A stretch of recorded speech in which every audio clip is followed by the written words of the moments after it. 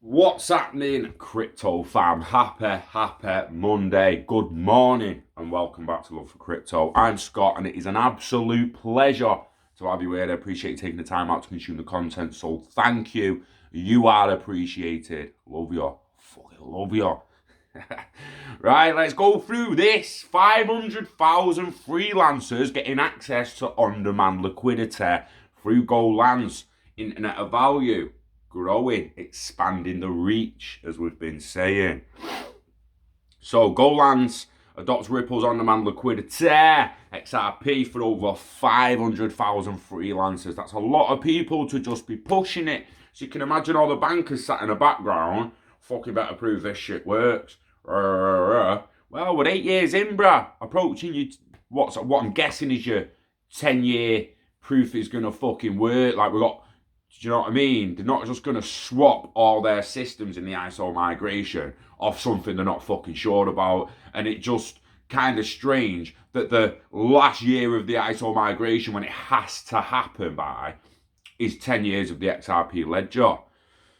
Very interesting. Just ticking over every fucking second. It's not missed a beat. Some of the bankers can't even say that about the hearts, mate. The pacemakers and shit. They're fucking working better than their own heart. Fuck me. Anywho, Golan's, a US-based online marketplace connecting employers with freelancers all over the world, has adopted Ripple's on-demand liquidity product, a solution making use of XRP to offer its users faster delivery and cheaper payment services. Michael Brooks, the CEO of the global finance marketplace with no full-time employee, said he opted for Ripple technology after understanding the needs of his customers and the importance of the faster, cheaper payment service. Buck explained that after observing that freelancers are hypersensitive about cost and transaction speed, he discovered Ripple technology as the best solution to Golan's existing problems. Now, when your card's in and your fucking wages there every week or every month without fail, it's alright, that, innit? Sweet that, mate. Yeah, well done. When you're self-employed sole trader, sometimes you're actually chasing your invoices. You're chasing your money. It's taking. You have to chase it for the flaming week, and then it takes a flaming week to get to you. Cross borders, man. Crazy. It's 2020. It's 2020. Sort it. So Golan's are sorting it off Ripple Tech. I get on planes to places like the Philippines and meet these people face to face, Brooks said. That's helped me see firsthand why freelancers are hypersensitive about the cost and time it takes to be paid. RippleNet's on-demand liquidity gives us the ability to make hyper-efficient, low-cost payments and make our customers happy and drive growth for our business. Golan's has more than 500,000 freelancers. The platform is faced with challenges of high cost in developing its new communities that offers talented people in the developing world easy access to professional jobs and sustainable sources of income. Golan's asserted that the elongated time required in processing international payments via the traditional means is also an impediment to the growth of the company. Brooks said Golan's is dedicated to paying freelancers on time so that they can go meet their basic needs. Our freelancers have a real appetite for hard work and delivering results for our clients, but they also need to be paid on time so they can feed their families, send their kids to school.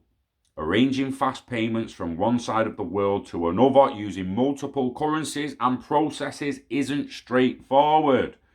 The CEO of the freelance platform stressed that cutting high charges from the income of workers in places like Mexico and Philippines, there they earn low, is quite discouraging for the freelancers. Thus, the experience Brooks has as the author of 2 books on electronic payments and digital assets made him sort for the right solution. Made him look for the right fucking solution. Jesus Christ, we're not in Oxford here, mate. Fuck me. Just tell me. The traditional way of sending money to other countries is a wire transfer that moves slowly from bank to bank to bank, with each one taking a cut. It takes days and makes no sense for smaller amounts as the recipient ends up losing a large percentage of their earnings. The other way is to develop relationships between banks in each country, but that's complex, time-consuming, and ties up liquidity, Brooks said. I don't know whether he said liquidity like that, but, you know. Despite the archaic and expensive method offered, partnering with banks takes about 6 months. Golan's lamented, saying you only need to tap an existing global network of banks and other payment services on RippleNet and you will get new corridors up and running within 2 weeks. Brooks explains that Golan's was established with the aim of assisting people in developing nations to sustain themselves with a stable source of income. Our job is to make sure that people can buy groceries. That's why we chose a stable, utility-based digital asset like XRP. We could have used Bitcoin, but its value is too volatile and the recipient has the extra step of converting it to their fiat currency. If there's a problem, I can't call Bitcoin. Ripple is a service provider. I visited their offices all over the world and worked with their teams to make our payments experience faster and more efficient, Brooks added. That's an interesting thought on your peer-to-peer. If you go shits up, who you ringing? Who you ringing, bruh? Who's your consultant and advisor to come and sort your technology out? Get onto DLTCONLA Limited for consultation. Serious though, get onto us. Looking at partnering with Beatsvind in the future on how to help people set up APIs that will tap into Zoom and ILP and all the rest of it, so you can implement that instant payment structure in your current business model and stay up to date with instant settlement through your business. Interesting, stay tuned. Right. Golan said the ease of establishing a new payment corridor solution by partnering with Ripple will make the freelancing platform satisfy customers and compete better in the industry. So what's most exciting is that we can go to parts of the world where there's great opportunity for growth, but they're difficult in terms of payments. Ripple does all the hard work to open up these challenging corridors so we can provide faster, cheaper payments that help freelancers provide for their families, deliver for their clients, and grow their business as we grow ours. Extremely interesting how much it's growing and how much some people still refuse to accept it's fucking happening. It is happening. The internet of value is being built in the background, a little bit in the foreground, don't get me wrong. But this is breaking today now. Well, not today, over the weekend. It just is a recent interview. The interview was actually with Ripple. Michael Brooks, CEO of Freelance Marketplace, talked about the benefits for his business and its clients using California company's RippleNet's payment network, the XRP-powered On Demand Liquidity service. RippleNet is Ripple's global payment network, which has as its members 300 plus financial oh my fuck. Do you know, until I got to the end of that, then I didn't know what the fucking hell I didn't know what I was saying, mate. Wow. Which has, as its members, 300 plus financial institutions across 40 plus countries. You might have wanted a few commas there, bro. Yeah, to slow me fucking down, because if you ain't putting commas, I'm just going, mate. And when I just go, which has its members, fuck off, mate. Right, anyway, back to it. RippleNet members are able to make transparent, fast, and inexpensive cross-border or cross-currency payments to each other. Although RippleNet members do not need to use ODL service, which uses the digital asset XRP as the bridge currency for cross-currency payments. Doing so results in additional cost and time savings, as confirmed by Ripple's existing ODL users such as MoneyGram. So if you use Xcurrent, I don't know if they've got a new name for that yet or what, but if you're using Xcurrent bi-directional messaging, that is just a new updated version of Swift two-way messaging, so you can stay up to date with it. That works fine for the current system of just swapping currency. future internet of value that's going to be swapping a hell of a lot of things of value over ILP, not just currencies and digital assets. There will be gold, silver, platinum, sugar, cotton, coffee, you fucking name it. And then you've got your logistical side of it where it's all going to be tracked on a blockchain and you can, it's going to be fucking huge. So although you don't need to use XRP now, in the future, on a massive, stable internet of value, to swap anything of value, you will have to use XRP or another competing asset that can do what XRP does. So the Golan CEO started in his interview with Ripple saying the Golan is a freelance company for freelancers by freelancers. He then went on to explain how using RippleNet with ODL allows his company to go to all parts of the world where the greatest opportunity. He then used the following example for sending weekly $50 payments to a freelance based in an emerging market country such as Mexico. The guy in the Philippines who makes $50 a week, they've completed their timesheet. They're getting ready to pay out over a long weekend. Someone who's making $50 on the other side of the planet cannot wait 3 days to get paid. And when they do, if we're working with maybe one of your industry counterparts that's charging $2 or $5 per transaction, that's 5 to 10%. Would you like to pay 5 to 10% of your salary just so the... It's fucking bad. It's bad. Would you like to pay 5 to 10% of your salary just to the bank that sends you the money, just for sending you the money? Cheeky bastards, man. Just because they won't build a fucking bank on the other end. Working with RippleNet, we get rid of that fee and we solve the problem of the long weekend because XRP Ledger never sleeps, baby. Don't sleep.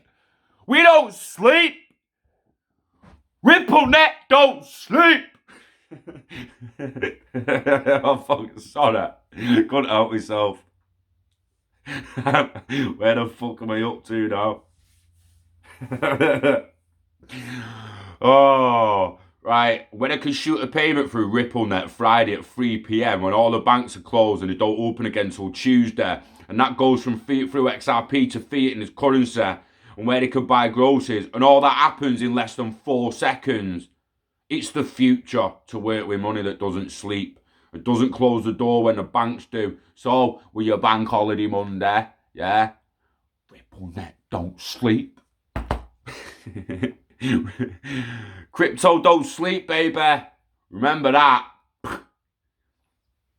On January 29th, Ripple made a post on its Insights blog that contained further comments by Brooks about Golan's motivations for using RippleNet and ODL. First, he describes the problems with a traditional approach to dealing with the problem of cross-border payments. The traditional way of sending money to other countries is a wire transfer that moves slowly from bank to bank. Each one takes its cut. It takes days, makes no sense for smaller amounts as the recipient ends up losing a huge percentage of their earnings. The other ways to develop relationships, yeah, we've heard that one before, but it ties up liquidity and is time consuming. He says that by using Ripple's global payments network, Golan taps into existing global network of banks and other payment services to get new corridors up and running in less than 2 weeks, or just 2 weeks. We don't need no more. It's there's that thing again. So if there's a problem, you can't call Bitcoin. Ripple is a service provider. I've visited their office. That's fucking right. So you can all sit there and be like, oh, we all want the peer-to-peer shit. We all want this peer-to-peer shit. Yeah, you all want peer-to-peer shit. But who fixes it when it breaks down, mate? Who's fixing it when it breaks? Who's gonna be like, oh, shit. Node's fucked. Yo, Vietsvind, can you help me with this, bruh? You explain this to me, mate. Oh, you explain this to me. David Schwartz, what the fucking hell am I gonna do? You'd be... What are you going to do? Do you know what I mean? Ripple is a service provider building the internet of value with the corporations of the world. Look at Hyperledger Foundation, a consortium, the biggest distributed ledger consortium on the planet of 300 plus institutions. Then you've got the RippleNet to 200 to 300 plus banks. It's a no-brainer. Do you know what I mean? It's a fucking... it gets frustrating. It gets frustrating when people just refuse to see where this is going. And I'm not talking about price, guys. I'm talking about the internet of value. I'm talking about your kids being able to go in Tesco and with a skin off Fortnite buy a fucking Mars bar. Yeah? Madness. Madness. Some people just won't even understand it when it finally drops. They'll be like, what the fuck's all this internet value shit? And then all people like us are going to be like, hey, they've been building it 10 years, mate. 10 fucking years. Like, social media come out of nowhere and all the older generations like, oh, what's that Facebook thing? What's that fucking Facebook shit? Snap me. Fucking Instagram. They didn't know at first. All of a sudden, it's fucking normal. It's normal. So this internet of value in 10 to 15 years, it's just going to be the norm. Like I said at DLTCON last year, we're calling it the internet of data, the internet of value, the internet of things, this, that. Give it 10 years, it's just going to be an internet of everything. No, people probably won't split them up. It's just like the internet. The internet, you send information, you can send value, you can do whatever the fuck you want on it. It's just the internet. There's devices connected to it. Whereas we're splitting them up. We go internet of data, internet of things, internet of value. They're all the one and the fucking same on the same technology. They're just bringing different technologies to the table to increase the internet working effect. Like back in the day, we spoke about many times, had all your mainframes and they needed internetworking. They needed a worldwide web of internetworking to connect all the different corporations' mainframes and networks together. Now we've got a shitload of blockchain networks and mainframes popping up and nodes here, there and everywhere, and ILP, gonna bring them all together. Internet of everything. On demand liquidity, baby. You know the script. You know the script. Don't delay. Invest in IOV today, baby. Oh, yeah. Live long and hodl that shit. Enjoy your week, guys. Go and smash its face in like I'm about to do. Yeah? We love crypto. We love XRP. We love ODL. And we love you. Yeah? Peace out. RippleNet don't sleep.